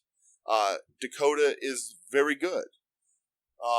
Occasionally stutters a little more, than Io. Everybody does, I think. But a huge fan of Dakota. Right move to not have her win. I think she'll get it eventually. Down the road. I think, another year's time. I think she'll be there, be a bigger contender. But I'm glad they finally gave her the shot because they were kind of doing the gimmick of like pulling it away from her, making her jump through hoops to get it. So glad she actually got it. Glad they delivered. Really dug this match. But watching Io Shirai wrestle is an experience every time. Yeah, I mean, we've said a few times, like, she might be the best wrestler in NXT. I mean, she's so fucking good. Yeah. After the match, Raquel decides, fuck this shit, I'm beating up Io Shirai. And then all of a sudden, Rhea Ripley's music hits. Yes. And comes out, she has a big stare down with Raquel. Raquel and Dakota back off. Yeah. They did the whole, okay, well, now it's going to be Rhea versus Raquel. But I like the end shot where they have Io in the ring holding up the title, but right in the distance of the board, you can see Rhea like staring her down. I was like, I like that. It's like still, she's like, that's my belt, right? And I think setting up the thing with Gonzalez, who is booked as a powerhouse, booked as a monster, get her in the ring with Rhea, have Rhea win, is a good sort of ramp up highlight match to then get her to go after Io. I think they've hurt her for so long. They certainly and have. Stuck Rhea with so much garbage. Rhea to they need to have a big rehab match, and why not have her just beat the heater, and then move on to the title. And I think that's the right way to go. And it doesn't make Gonzalez lose anything because Rhea is special and needs to get back to that. And they can still do a bunch of cheating stuff too. So, but I'm a big Gonzalez fan. Yeah, same. Anything else on that? We're good? Moving on? Yeah, that was... Alright, so a couple ads run here. The return of something called NXT UK. Yeah, I don't know what that is. September 17th. Yeah, I don't know. I don't know, Walter popped up and then the rest I thought it was NXT UK. So, I have no idea. Damn it. I believe it's pronounced ook. Ah. For you, yes, you uncouth swine. Tommaso Ciampa also returns on Wednesday. Yes. Which, how the fuck... Didn't he just get his ass kicked by Karrion Kross that was a week and a half ago? No, that was In Your House. Yeah, that was 2 months. That was a while ago. He's been off TV for a while. My concepts of time are so fucked right now. It's not even funny. Honestly, when they even pulled up the graphic, I looked at it for a second and said, I forgot NXT in your house happened. Yeah. I completely forgot that was a fucking thing. And here's the thing, it's like I'm still torn when they do this. Why not just have them show up? Right. I was just that was going to be my point too. Don't announce it. Like, listen, you're running unopposed this week. Right. Just fucking have them show up. I get it. There's no crowd, so there's no pop. So you want to do that to get the ratings boost because they're still not, even without competition, they're not breaking 1 million. No. But just have him come out. Like there's something better in wrestling with that surprise entrant. Somebody comes out, runs their mouth, whatever it is, and the music hits and Ciampa comes out. That's a bigger pop. Yeah. But yeah, it confuses me. The COVID era, all of the COVID era of wrestling confuses me. Yeah. Before we get to the main event, we do get a quick view of the new God damn it. North American champion, Damian Priest, hopping out of a Hummer and hopping into a hot tub in his wrestling gear with two very attractive women.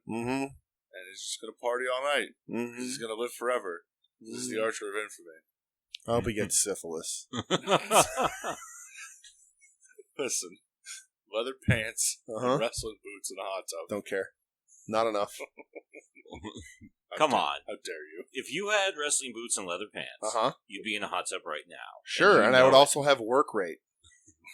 That's neither here nor there. We're not talking anything about work. Don't We're matter. talking about We're hot talking- tubs and leather yeah, pants. yeah. Before you wear your wrestling boots in a hot tub, you better have the ability to fill them wrestling boots, and he We're does talking not. about the extracurricular, my friend. Okay. I own 3 pairs of wrestling boots. I don't know how Okay. to wrestle. That's true. That's bullshit. I've seen you work, brother.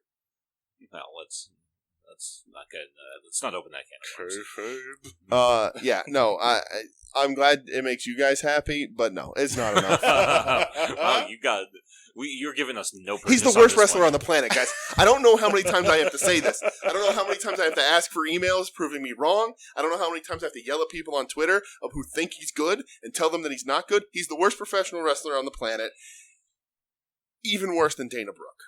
And he is your NXT North American champion. He my NXT North American champion. That noise. Oh, I don't have a North American champion. Hashtag not my champion. Not my champion. Again, at least the pedo didn't win. You take what you can get where you can get it. It's true. All right, main event time. NXT Championship match. The champion Keith Lee Yes. going up against the challenger Karrion Kross. Mhm. Karrion Kross still has that cheesy fucking entrance. It's half of it is so good. Yeah, Like just not the Scarlet, weird singy shit. Scarlet's too animated, a little too comes off as goofy. I feel like, it's just- it's- someone's recording a TikTok. Yeah, I think she thinks she's looking scary, and really she's just looking goofy. So I think, but when Karrion shows up and gets in the ring, it's intense, and I'm like, this dude looks scary. Yeah, it looks They like just have Satan. to cut her back a little bit. I like her flailing around and running around like a madwoman behind him, but they got to cut it out with the lip sync and bullshit. It just don't work. Yeah, I don't like it. The match itself though goes 22 minutes. Was it 22 minutes? 22 minutes. Wow, And that's kind of awesome. we actually. have a new NXT champ, Did not see it coming. Karrion Kross. You know who saw that coming? Both of us. Yes. So if you listen to the show, Take that, Joe Sposto. from this past Friday, I guess you could say. Yeah. We both said that it's time for Kross to win the belt. Yeah. And Keith Lee's going. Otherwise, if Keith Lee won, then Yeah. Kross was going. It's just, Lee's got to go to that main roster. yeah, you can't have both. Yeah, I don't think they'll continue this. I don't think they'll have Lee try to make a comeback and move it to a gimmick and make a blood feud out of it. I think they missed pulling the trigger on Keith Lee when they should have, when Lesnar was like, who's this big boy at the Rumble. They waited too long. They toyed around with him too much. Ups and downs on NXT. Wins that title. It's a big deal. Doesn't have a very long run. People are going to call him a transitional champ. Yeah, absolutely. But it's storyline to get him to the main roster. I hope. Well, we'll see now. Yeah. Because, and you pointed this out during the match, so kudos to you. There was a spot in the match where Kross took a bump. Yeah. And it was on his right shoulder, and he immediately started grabbing it. Yeah. And wiggling it. And he moved it once, and you kind of saw some weird shit. And then his collarbone or whatever was kind of sticking out the rest of the match. Yeah. They reported officially that I guess he has a separated shoulder. There you go. He's going to be having an MRI on Monday. Yeah. So Which fucking sucks. he had So- Lee kind of, I don't know if it was necessarily a triangle choke, some kind of arm bar. Keith Lee goes to power him up, but he his one leg slips off of Lee's shoulder a little bit. So when he lands a little too heavy on that right side. And he got up, and I was like, okay, well, he's selling the right side a little bit, but that's where he landed. And then he got up, took a clothesline, and grabbed the shoulder, and I'm like, that doesn't make sense. Yeah. So then he kept playing with it, holding it a little loose, sort of resting on his legs whenever he could, and I was like, something's not right. And then looking at his shoulder, I was like, that's a trap, or it's something weird. And then, so... I mean, kudos to that dude for working through it. I mean, he was throwing Saito suplexes Yeah. on his right side with a blown out So shoulder the finish came with like on a big boy. the Saito suplex off of the middle rope. He wrestled a long time after that. And That- it was fucking sick. if that was the bump, maybe it wasn't, but for my eye, that was the bump. It was pretty early on. Yeah. So he did a lot of work in that match with a blown out shoulder against a big guy he had to throw around. 2 to 12 weeks, they say, on average for separated shoulder, depending on seriousness.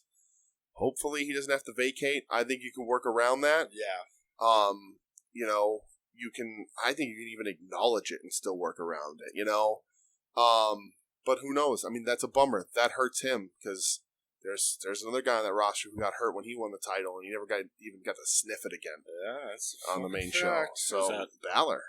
Oh yeah, I was there for Jesus, that. I I was that. there. That was for his shoulder SummerSlam. too, wasn't it? Yeah, And that's just blew his shoulder. Blew his shoulder, and pieces. he never even sniffed that title. I think again. he might have had like a match for the title after that, but yeah, he had the title match with Lesnar at Rumble 2019, where Lesnar just ate him. Right. Yeah. So literally.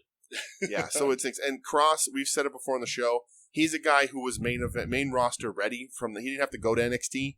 I think it's a bit of a detriment to put him there, not for NXT, but to him. He's got a look, he's got a size, he had some recognition, and just the fact that he looks like, for lack of a better term, a killer. Go to the main roster, pick an upper mid card guy, dump him on his head, superstar. Yeah. Now he's champ. Hopefully he doesn't have to vacate it. Keith can go to the main roster, and I think could be really good if they let him sort of roll. Yeah. I'm with put you. the IC on him. Yeah, Doug, what'd you think? It was a good match overall.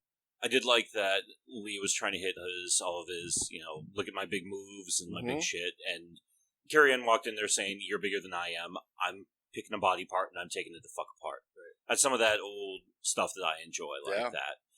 Yeah, Carrie Ann I was never big on. His trunks bother me. They still bother me. It looks like they're going to fall off at any minute. He's just going to have his dick out. I don't know. It was a good match overall. Does it look like somebody else took a shit in his tights? No, that's reserved for Jimmy Lloyd and Jimmy Lloyd only. Because if you're wearing skinny pants, don't sag them. It's just you look like an asshole. And also, I'm a cranky old man.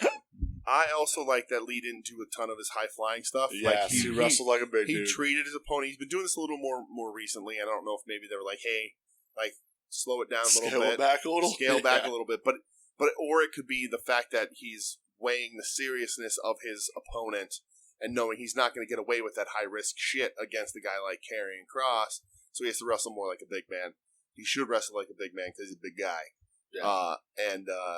But I dug this match a lot. I'm glad Kross won. Same. I would have been fine either way, honestly. Yeah, I'm fine with both. But I think people chasing Kross a little better, and I mean, hopefully, part of me is like, I don't think they're going to move Keith to the main roster, but part of me is like, you have to. Like, I know it sucks, and he's not going to get what he needs there right now, but put him there. Get him over there. Yeah. Try it. See what happens. How long ago did Keith Lee win the NXT title? He wanted it. No, not at In Your House. He wanted it at it was like a weekly show. Yeah, off of Cole. Mm-hmm. When was it? Roughly a few weeks ago. Yeah, like a month and a half, maybe. Okay, so his title reign was very short. Very short. So, you know what? Like, honestly, when he won it on TV, they showed Kross like up in a balcony or whatever, looking, and everybody's like, "Well, that's your next match, and you're not going to not put it on Kross." And that was the interesting thing because as soon as they played all that up, okay, the guy who finally got the title, who like y'all said, he probably should have won that 8 or 9 months ago. Yeah.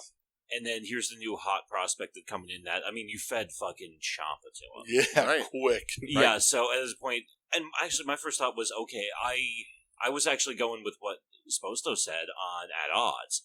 They were going to have some type of fuckery ending to test the waters with it and then go from there. But, lo and behold. Yeah. It's a short run. I think nobody's going to care. When he goes to the main roster and he's working, whoever he ends up working in his first program in the main roster, saying, oh, he held the title for, 6 months and had this many defenses, doesn't matter. Yeah, it's a blip. Former NXT champion is all that matters. It lends him credence, so when he goes to the main roster, doesn't matter how long he had it, he was NXT champ.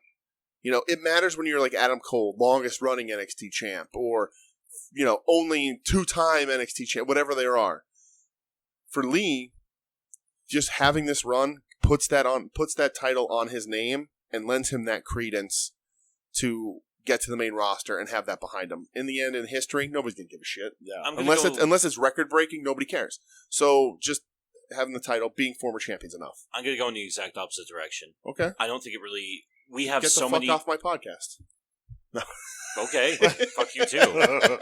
No, excuse me, I'll take my microphone with me and be on my way, sir. I'm going to go in the opposite direction. There's so many former NXT champions running around the main roster. Okay. Good point, yeah. For the longest time, it was special when That's true. When they would say it about Seth Rollins, then they said it about Big E. That's true. And I don't remember who the fuck it was after that. And then Shinsuke Nakamura and Samoa Joe and Kevin Owens. And, Owens, Balor. They definitely don't have... okay, right. We get it, yeah. They don't have the track record of treating former NXT champions very well. No, not at all. But... Like that man-ass man, Bob Roode. McIntyre, they don't even bring it up. No, so maybe they were just doing Aldous, they were just doing him a favor than to move him on. I don't know. All right, well, that was the end of Takeover. So, Doug, since you're the guest, I'm going to ask you. Yes. What was your favorite match? That's a tough one. I think I got to go with. I think I'm going to go with Keith Lee carrying Cross. I mean, I'm inclined to say Io Shirai and I'm not going to Dakota say Kai. Yeah, there we go. All right. But I slept through like a decent chunk of the match. You viewed it through the back of your eyelids. I remember falling asleep and I woke up like right near the end sequence. I was like, I can't adequately judge this match. I believe you both when you say it was damn good, though. It was. Well, that's a shame because that's my favorite match. I figured. I enjoyed the fuck out of it. How about you, DJ? My favorite match is the match with the best, most appropriate ending, which would be the ladder match. No, not at all. Not even the rightful uncrowned North American champion. Not even close. No, it's Kai Io. Following that storyline for as long as it was, like Kai getting the shot at the title and then throwing something in her way, and then getting the shot at the title, throwing something in her way, to one point where even on TV she was like, "You're gonna keep screwing with me? Like, this is what we're doing?" So for finally get her match, to show up, to look good, doesn't lose anything by losing, setting up some stuff afterwards. Raquel Gonzalez in the Wolfpack gear, Wolfpack for life, brother, red and black. Got your back. Don't turn your back. Don't turn your back on red and black. And yeah, that's Io is just special in that ring. It really hard to have a better match than her on a card that you have to share with her. It's just difficult. I love her that much. So yeah, that's it for me also. I had a feeling Brett and I were going to be lining up on that one. Yeah, I kind of figured. Yeah. All right, fellas. Well, that was fun. Yeah. So we got to go over our picks, Brett. Oh, we do. We got to see who won. We have to do that. We do. The voodoo that you do. Well, pal, we stuck up the joint. I'd rather, honestly. Right. I'd rather not have it be predictable. Yeah. So, pre-show, both said Legado de Fantasma. We were wrong. Balor Thatcher, we both picked Thatcher. We were wrong. Cole McAfee, we split just because I wanted a tiebreaker, and I said McAfee, you said Cole, so you win that one. Ladder match, we both said Grimes because we're both smart people, and we were wrong. Io and Kai, we both said Io because we're smart people, we were right. Lee Cross, we both said Cross because, again, we're smart people, and we were right. That being said, you picking Adam Cole to win, and me for shits and gigs picking McAfee.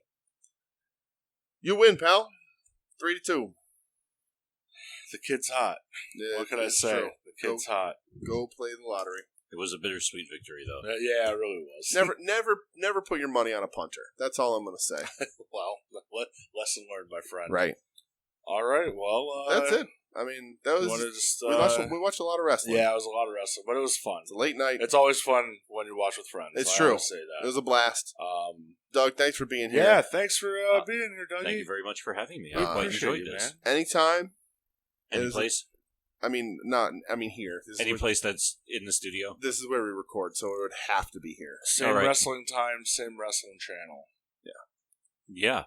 Same wrestling network, and that network just happens to be the soon-to-be-named network. Wow. I would say bully to TNT for not making basketball stop at 6:05 for wrestling. That's some ignorant shit. It is an actual travesty against nature. But, that being said, fun times, and hit some social medias. Do it. You said soon-to-be-named network. I did. soon-to-be-named-network.com, at STBN Network on Twitter. Our podcasting home, away from home. All our friends are there. At Odds with Wrestling. Longbox Heroes. What else? Final Wrestling Place. There's a whole bunch of other shit that I never remember because I'm honestly a bad podcast neighbor, terrible at it. But most importantly, the greatest podcast on the soon to be named network, Porch Talk. Listen, you want some 5-star audio? Listen, you want the easiest podcast in the world to listen to? It's Porch Talk. Honestly, like it's like you're not even listening to it. It's like you're not even. That's how easy it is to listen to. Yeah. It's like you press play, and it's like all of a sudden it's over. And you're like, holy crap. Crazy. I just got through that whole episode of Porch Talk, and I'm better off for it. Yeah. I make love to my life while listening to Porch Talk. Okay. Doug's not married. Whose wife are you making love to then, Doug? That's a good question. God damn it. It's a very good question. To find us, if this is your first time listening, thanks for hopping on. At Wednesday War Pod on Twitter, same thing on Facebook. You can email the show at WednesdayNightWarPod@gmail. You can tell me why Damian Priest is the worst. You can tell me why Damian Priest is the worst North American champion ever. I'll be accepting those emails forever. He's the worst wrestler on the planet. WednesdayNightWarPodcast.com will get you to the show. We're also on iTunes and Spotify and all that. But if you're listening to my voice right now, you know that. You found it somewhere, so thank you. Rate and review, all that happy horse shit. Personally, if you want to reach out to Brett or I'm at the Dooge, THEDOOGE on Twitter. We can talk wrestling. We can talk about how some guy called me a fucking idiot for making fun of Chris Jericho this week. So that was fun. Brett, where can they find you? You can find me at BrettXEdge570. I'm probably not even going to watch the Sixers game tomorrow because they're You're dead. going to watch it. No, I might watch SummerSlam. No, you won't. I really might. I don't know. Talk to me about how great Outcast is. Okay. They're fucking fantastic. It's true. But yeah, BrettXEdge570. And if you do want to watch some wrestling tomorrow, why not That's not fire up- SummerSlam. Don't watch SummerSlam. Why don't you fire up IndependentWrestling.tv? Why don't you? Jerry's Internet Wrestling Emporium. Yes. We got some live shit tomorrow. Really? 1 o'clock, Beyond Wrestling. Okay. 5 o'clock, Eastern Time, Game Changer Wrestling. Wow. 9 p.m., Big Japan Pro Wrestling. Big Japan. That's not live, Big Japan. Listen, I'm just going off the schedule here. Okay. And then 11 p.m., Pure J. I don't know what that is. I just hope it's Pure Jerry. It's just Jerry in his Equinox pants, sitting in a recliner, regaling us all with tales of debauchery. Yes. Okay. I mean, I'm there. What a five. It's worth my Balancing a martini on his belly. right. It's worth my price of admission alone. He's a 5-star man, and if you want to watch those things for free, No guarantee that's what pure J is. I need to send a message tomorrow. Hey, you might have guaranteed some things. Listen, sorry, we might have booked you into something you're gonna have to do. Sorry, pal, but this is kind of set in stone. Use the promo code Mortis. Yeah, It'll get you 5 days free. Enjoy some fucking independent wrestling though, because it's the shit. It is. It's the shit. Doug, is there at any point in your life do you want anybody to reach out to you on social media? No. All right. I mean, you can look at my Twitter account. It's Doug13. Yeah. Am I going to respond to you? There's maybe a 5% chance if you tag me in something, I'll reply, and my reply is probably going to be an O or a K. Maybe you'll get an OK. Wow. If you get the okay, consider yourself in the upper echelon. Right. I like the idea of you. Just anybody says anything, you're just typing O's because you're just like, nope, you don't get the K. No, I usually use my weird shaped thumb, and I get really irritated with it, and I have limited time because I'm usually only on Twitter when I'm taking a shit. Okay. It's a good time. I mean, really. Actually, the true thing I use Twitter for is I follow way too many political accounts, so I use that to get myself into a raging anger, so Okay. Yeah, when you guys are on wrestling Twitter, I'm on political Twitter, so Well, honestly, trust me, I've got bad habits I don't of my know own. which one's worse. Political Twitter. Wrestling Twitter's pretty fucking shitty, too. There's some overlap there, too, which is fantastic. Looking at you, Drake Younger. The old, oh God, the ultimate crossover. But yeah, if you want to reach out to me, don't. Yeah. If you can find me on Facebook, I'm probably going to respond on there, maybe. But you're going to have to figure that one out on your own. Not my problem. Don't. I got nothing to say. Oh. All right, boys. Well, that fucking this was a blast. Yes. Again, Doug, thanks for being on. Yes, thank you, Doug. Everyone, thanks for listening. This is the bonus episode for this week because there was stuff going on a Saturday. I don't know. I guess September 5th we'll have another one of these for AEW pay-per-view. We got to figure some shit out. Why? That's going to be a complex weekend. Yeah, there's a lot of shit going on that weekend. Is there? Yeah. Camp Blood. No, I thought that was VHS Fest weekend. Camp Blood. Oh, really? Yeah. So shit. A lot of shit we gotta figure out, but It'll be a tough one. That's gonna be for another time. But for right now, thanks for listening, everybody. Pro Wrestling. Let's go.